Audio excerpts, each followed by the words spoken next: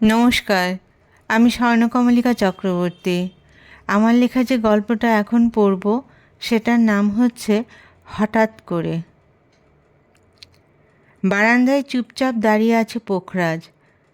মনে মনে বেশ একটা টেনশন হচ্ছে। একটু বড় হবার পর থেকে ওর থেকে বড়দের একটা কমন কথা ছিল, এত চিন্তা করতে আর ভালো লাগে না। তখন বোধহয় এই ব্যাপারটা এত বুঝতে পারতো না।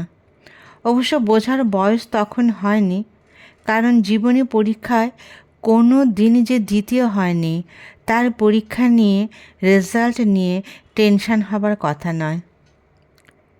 কিন্তু এখন এইটা ভেবে টেনশন হচ্ছে যে যে সাফল্য এতদিন পেয়ে এসেছে সেটা এখনও ধরে রাখতে পারবে তো। পোখরাজ আগামীকাল নতুন চাকরিতে যোগদান করবে। চাকরির প্রথম পরীক্ষাতে উত্তীর্ণ এবং 2 মাসের মধ্যে পোস্টিং, এবং এটা নিজের বাড়ি থেকে অনেক অনেক দূর। বাড়ি থেকে চাকরি করবে এমন আশা মনে মনে করত, কিন্তু বাস্তবে যে সেটা হবে না সেটা জানতো। তবে দূরত্বটা একটু বেশি বলে মনে হচ্ছে, কারণ সেই পুজো ছাড়া বোধহয় বাড়ি যাওয়া যাবে না, তাও আবার যদি ছুটি মঞ্জুর হয়। পরের কথা পরে ভাবা যাবে। এখন নতুন কোয়ার্টারে বারান্দায় দাঁড়িয়ে বাইরের দৃশ্য দেখছে সে। অচেনার আনন্দ তো একেই বলে। কিন্তু আজ সে আনন্দ খুব একটা আসছে না। দেখা যাক আনন্দ 100% আনতে পারে কিনা। ওর কোম্পানির নামটা বিদেশেও ছড়িয়েছে, কাজেই কাজের চাপটা একটু বেশি। চাপ বেশি, টাকাও বেশি। বাবু, এখন কি খাবেন? রাত বেশি হয়নি, কিন্তু ওর মনে হচ্ছে অনেক রাত হয়ে গেছে। আর বেচারি ওর জন্য বসে আছে। বাবুর খাওয়া হলে সে বাড়ি যাবে, তাই বলল ভাত দিয়ে দাও। কিন্তু কিছুই খেতে ইচ্ছে করছে না। না খেলে বেচারি ভাববে রান্না নিশ্চয়ই ভালো হয়নি, তাই বাবু খেতে পারছে না। খেতে খেতে ওর নামটা জিজ্ঞেস করলো পোখরাজ। সে বলল, বাবু, আমার নাম হারাধন, সবাই হারু বলে ডাকে। ঠিক আছে, তুমি চলে যাও, কাল সকালে চলে এসো। বাবু, রান্নাগুলো কেমন হয়েছে? বেশ জিজ্ঞাসা দৃষ্টিতে বাবুর মুখের দিকে তাকিয়ে রইল হারাধন। রান্নাগুলো সত্যিই চমৎকার হয়েছে, কিন্তু আমি এত জার্নি করে এসেছি, তাই খাবারের সেই মুডটাই পাচ্ছি না। কাল থেকে দেখবে এর ডাবল ডাবল খাবো। তাহলে বাবু, আমি বাড়ি যাই। আচ্ছা, যাও। হারাধন চলে গেল। ওর বাড়ি যেতে মিনিট 15 লাগবে। সে আসার আগে ফোনে সব কিছু ঠিক করে নিয়েছিল। এখানে অফিসের স্টাফের সাথে কথা বলে তাই মোটামুটি সব তৈরি ছিল। মনে হচ্ছে হারাধনও ভালোই হবে। কোয়ার্টার একদম ফাইনিস্ট, শুধু নিজেকে সব কিছুর সাথে মানাতে হবে। এখন এটাই একটা বিরাট পরীক্ষা। বাড়ি থেকে কোনো দিন এর আগে তো বের হয়নি, তাই প্রথম প্রথম একটু কষ্ট হবে। দেখা যাক নিজেকে একান্ত করতে পারে কি না। এখানে মোবাইলটা বাজছে। মা ফোন করেছে। মা মানে কমন কথা। কী রে, খাওয়া দাওয়া করেছিস? রান্নাগুলো কেমন হয়েছিল? কি কি পদ ছিল? এখানে আজ তোর বাবা ও আমার কিছুই খেতে ইচ্ছে করলো না। পুজো আসতে তো অনেক দেরি। কি করে এতদিন একা থাকবি? ইত্যাদি ইত্যাদি সব প্রশ্ন। সে একটা একটা করে মায়ের সব প্রশ্নের জবাব দিল এবং বলল যে তোমরা যদি খাওয়া বন্ধ করে দাও তবে কিন্তু আমার এখানে চাকরি করা সম্ভব হবে না। মা বলল, না রে, আজ ভীষণ খারাপ লাগছে, আস্তে আস্তে মনটা ঠিক হয়ে যাবে, তুই তাড়াতাড়ি ঘুমিয়ে পড়, কাল কথা হবে। মা ফোনটা রেখে দিল। যার সঙ্গে কথা বলার জন্য মনটা ব্যাকুল হয়ে আছে, বিরোহিণী বোধহয় ছাদে একা দাঁড়িয়ে চোখের জল ফেলছে। ফোন করেনি, কারণ সে বলেছিল তুমি আমায় ফোন করবে না, সময় এবং সুযোগ বুঝে আমি তোমাকে ফোন করব। বেচারি বোধহয় আজ সারা দিন ফোনের দিকেই তাকিয়েছিল। আর কষ্ট দিয়ে লাভ নেই, সে ওর প্রিয়তমাকে ফোন করলো। ফোনের কানেকশান হবার আগেই যেন হ্যালো এসে পড়ল। সে জানতো তাই হবে, তাই মুখে বলল, এই অশ্রুগ্রন্থিতে আর কত লিটার জল জমা আছে, নাকি পুরোটা খালি করে দিয়েছ? ফোঁস করে উঠল চর্চা। বলল, তোমরা পুরুষ মানুষ, তোমাদের হৃদয়টা লোহা দিয়ে গড়া, তোমরা কি করে বুঝবে আমাদের ব্যথা? এবার সত্যিই হেসে ফেলল পোখরাজ। হাসতে হাসতে বলল, চোখ দিয়ে জল বেরোয় না বলে আমরা লৌহ মানব, তাই না? তা লৌহ মানব ফোন করলো কেন বলো তো? এইবার নরম হয়ে চর্চা বলল, বুঝেছি, আর অভিনয় করতে হবে না। কেমন লাগছে বলো? একটা দীর্ঘশ্বাস ফেলে সে বলল, তুমি কাছে থাকলে সত্যিই ভালো লাগতো, কারণ জায়গাটা সত্যি সুন্দর, কিন্তু একা একা সেই সৌন্দর্য উপভোগ করতে পারছি না। তুমি ঘুমিয়ে পড়ো, আমিও ঘুমিয়ে পড়ছি। গুড নাইট বলে ফোন তো অফ হলো, কিন্তু নাইট তো আর গুড হয়ে আসছে না। ওর মনে হচ্ছে সে সারা রাত ছটফট করবে, কিন্তু নিদ্রা দেবতা হাজির হবেন না। মনে মনে নিজেকে সান্ত্বনা দিল, এক রাত না ঘুমালে কিচ্ছু হবে না, তার চেয়ে ভালো রবীন্দ্রসঙ্গীত শুনলে মনটা ভালো থাকবে। সে মোবাইলে ওর প্রিয় রবীন্দ্রসঙ্গীতগুলো অন করে দিল। এবার একটার পর একটা ওর প্রিয় গান আসবে। সে চোখ বন্ধ করে গান শুনতে লাগলো।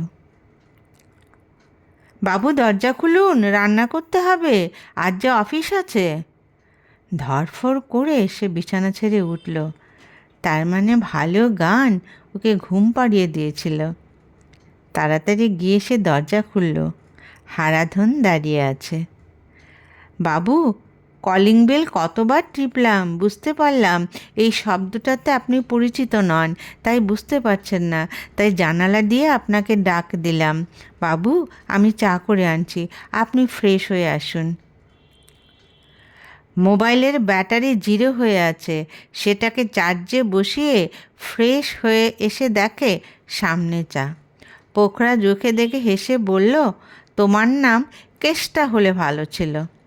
সে বেচারি তো আর পুরাতন ভৃত্য পড়েনি, তাই তাকে চেনে না, তাই বিস্ময়ের সুরে বলল, বাবু, আমার নাম কেষ্টা হতে যাবে কেন? আমার নাম তো হারাধন। চায়ে চুমুক দিয়ে সে বলল, রবি ঠাকুরের নাম তো শুনেছ? ওনার একটা কবিতায় কেষ্টা নামের একটা চরিত্র আছে, অনেকটা তোমার মতো। এইবার ওর মুখে হাসি ফুটল। বলল, বাবু, রান্না বসাতে হবে, আজ প্রথম দিন, কিছু ভালো খেয়ে যেতে হবে। ওরে বাবা, এই যে মায়ের মতো কথা বলে, কথা যতই বলুক নিজের চিন্তা নিজের কাছে, অতএব চলো অফিস। স্যার আসুন, আসতে কোনো অসুবিধা হয়নি তো? ব্যাগটা দিন। ব্যাগটা দিল কর্মীর কাছে। অফিসের প্রায় সবাই আজ খুব তাড়াতাড়ি এসে গেছে, কারণ নতুন বস এসে জয়েন করবে বলে কথা।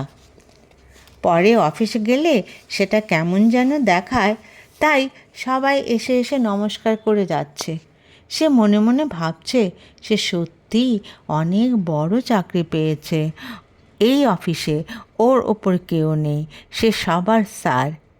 এইরকম একটা অনুভূতি অবশ্য ছোটোবেলা থেকেই কাজ করত, যে সে যেখানে থাকবে সেখানে ওর ওপরে কেউ থাকতে পারবে না। আজ সত্যি সেই স্বপ্ন পূরণ হয়েছে, কিন্তু তখন চাপটা বুঝতে পারত না।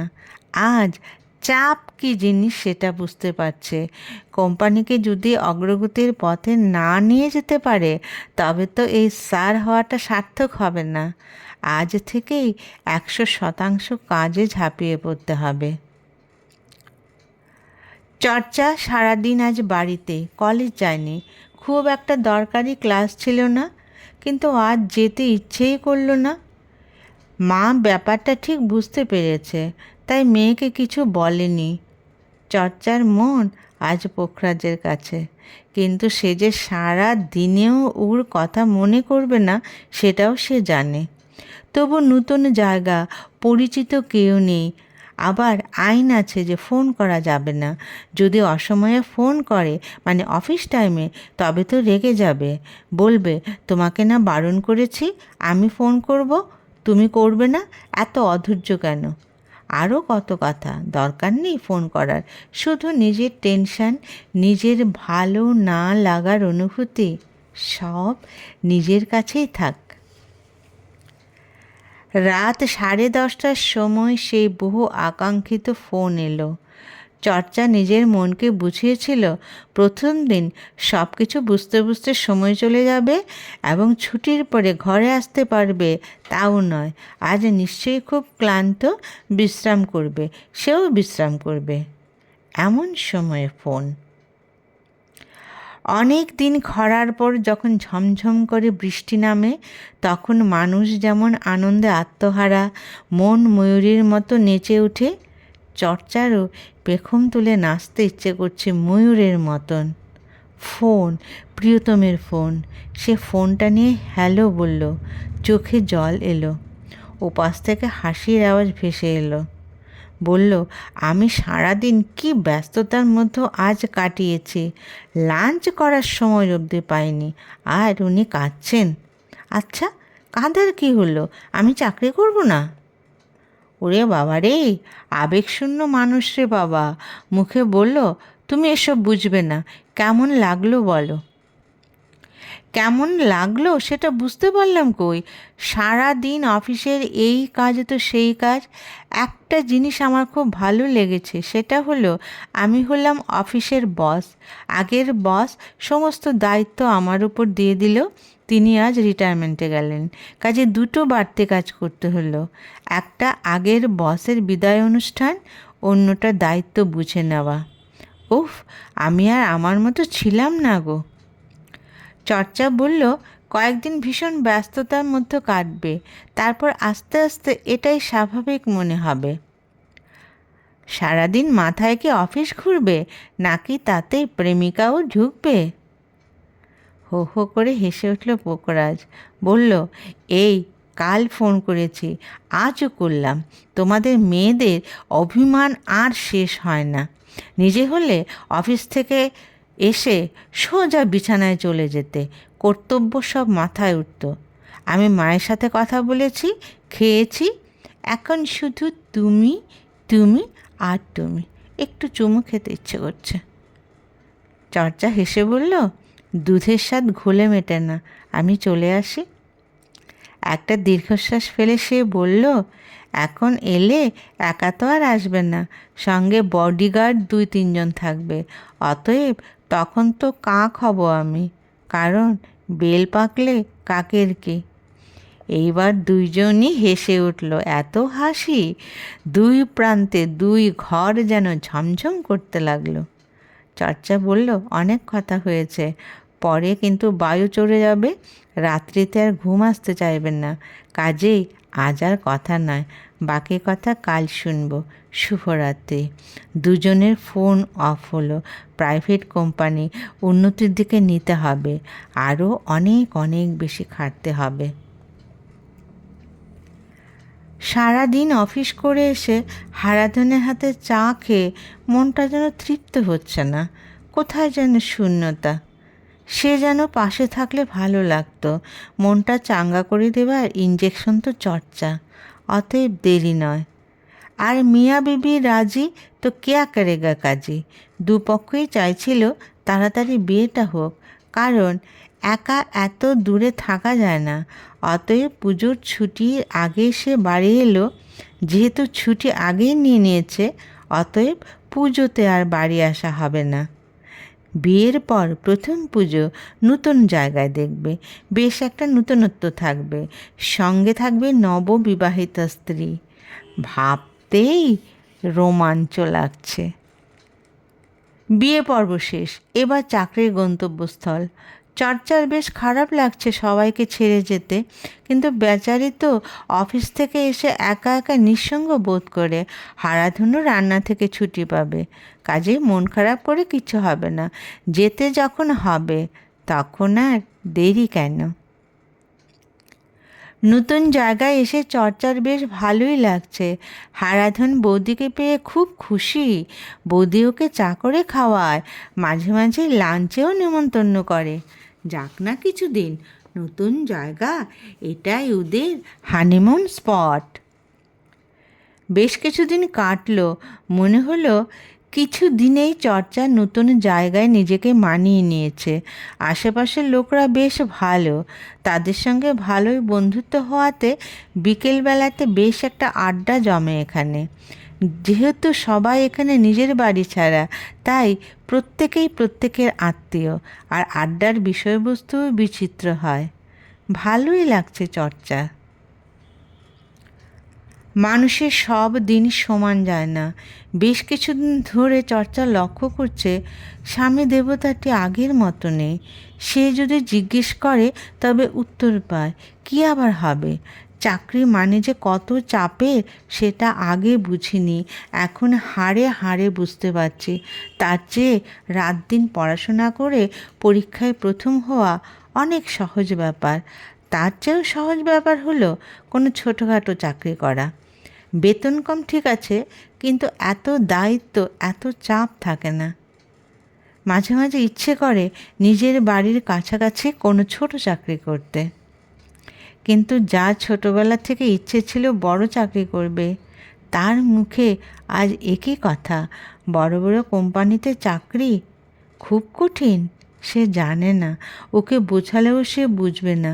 সে এত দূরে একা, বাড়িঘর ছাড়া পতি দেবতার সঙ্গে আছে, কিন্তু যেই চাকরির সঙ্গে সব কিছু জড়িয়ে আছে সেখানেই যদি শান্তি না থাকে, তবে আর বড় চাকরির মাহাত্ম্য কী রইল? সে চর্চাকে বলে রেখেছে অফিসের এই সমস্ত কথা যাতে বাড়ির ঘরে না যায়। চর্চা বলে, আমি কেন বলতে যাব? কিন্তু পেপারে যে সমস্ত সংবাদ বের হচ্ছে সেটা তারা দেখছে এবং আমাকে ফোনে জিজ্ঞেস করছে। আমি তো বলেছি তোমরা চিন্তা করো না, কিন্তু পরিস্থিতি যে সবাইকে ভাবিয়ে তুলছে এইটা তো চর্চা বেশ টের পাচ্ছে। পোখরাজের মা বাবাও ছেলেকে সোজাসুজি কিছু জিজ্ঞেস করে না। এত বড় কোম্পানি, ভেতরে ভেতরে কী এমন হলো যে আজ এই অবস্থা সৃষ্টি করছে? চিন্তা করা যায়, কিন্তু চিন্তার সমাধান তো আর বার করতে পারবে না। তবে কি এত সাধের চাকরি একদিন শেষ হয়ে যাবে? চর্চা বারান্দায় দাঁড়িয়ে আছে। ওর আসতে বেশ দেরি হচ্ছে। চিন্তা হচ্ছে ওর, কি জানি কিছুই বলা যাচ্ছে না। কয়েকদিন ধরেই সে বাড়ি এসে বলছে, চর্চা, এত বড় কোম্পানি কি করে এমন অবস্থায় চলে আসে? এর পেছনে কে কিভাবে ঘুঁটি সাজিয়েছে বুঝতে পারছি না। মনে হয় এই কোম্পানিকে বাঁচানো যাবে না, কিন্তু আমি মুখ দেখাবো কেমন করে? সবাই বলবে চর্চার বর বেকার। নতুন কোনো জায়গাতে চাকরি পেতেও তো সময় লাগবে। তাছাড়া সবাই কেমন যেন দৃষ্টিতে দেখবে তখন, ইত্যাদি কত কথা। চর্চা ভাবতে পারে না, তবে কি আজই সেই দিন চলে এলো? ক্লান্ত বিধ্বস্ত পোখরাজ ঘরে ঢুকল। মুখে বলল, চর্চা, আজ থেকে আমি বেকার। কোম্পানিটা আজ বন্ধ হয়ে গেল। আমি কি করব আমায় বলে দাও, আমি যে আর ভাবতে পারছি না। চর্চা বলল, তুমি বসো, আমি একটু চা করে আনছি। অন্য কোনো কোম্পানিতে আবার পরীক্ষা দিয়ে বস হবে, এত ভেঙে পড়ো না। কিন্তু কোম্পানি কি করে এমন অবস্থায় এলো গো? সে বলল, কি আর বলবো বলো, এক প্রভাবশালী ব্যক্তির আত্মীয় অন্য আমাদের প্রতিদ্বন্দ্বী কোম্পানিতে প্রচুর টাকা ঢেলেছেন। তিনি চান ওই কোম্পানি পুরো বাজারটা দখল করুক এবং আমাদের কোম্পানির সমস্ত সুযোগ সুবিধা আস্তে আস্তে বন্ধ করে দিলেন।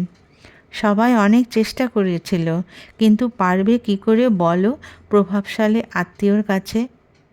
এতজন কর্মী সবাই বেকার হয়ে গেল। কি করে ওরা বলো তো ওদের সংসার চালাবে? ওরা কেন, আমিও তো একই দলের। চর্চা, আমার মাথা কাজ করছে না।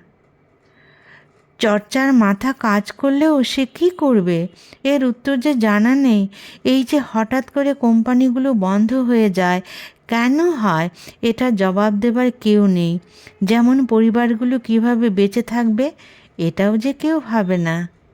চর্চা আর ভাবতে চাইছে না। কি করে ওকে শান্ত করবে? এর যে কোনো ভাষা হয় না। নমস্কার।